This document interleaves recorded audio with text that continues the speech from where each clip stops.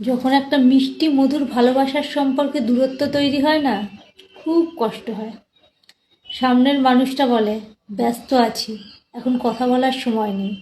দিনের পর দিন, মাসের পর মাস তার এই ব্যস্ততার আড়ালে না তার অবহেলাটা ফিল করতে পারি।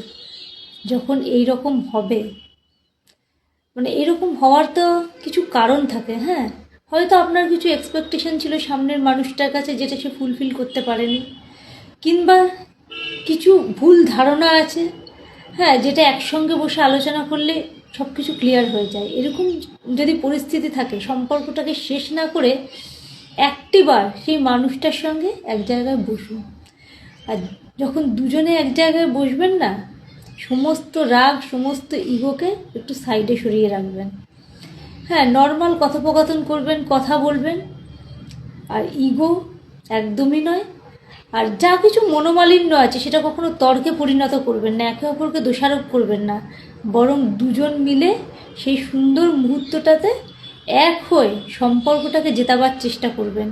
সমস্ত মনোমালিন্য, সমস্ত রাগ, সমস্ত ইগোকে দূরে সরিয়ে আপনারা দুজন বসে সম্পর্কটাকে জেতাবেন। কারণ একটা সম্পর্ক তৈরি হতে না বহু বছর প্রয়াস করতে হয়, কারোর কাছের মানুষ হতে, কারোর ভালোবাসার মানুষ হতে। প্লিজ সেই জায়গাটা নষ্ট করবেন না, সম্পর্কটাকে বাঁচিয়ে রাখবেন, টিকিয়ে রাখবেন আপনাদের ভালোবাসাটাকে চিরজীবন।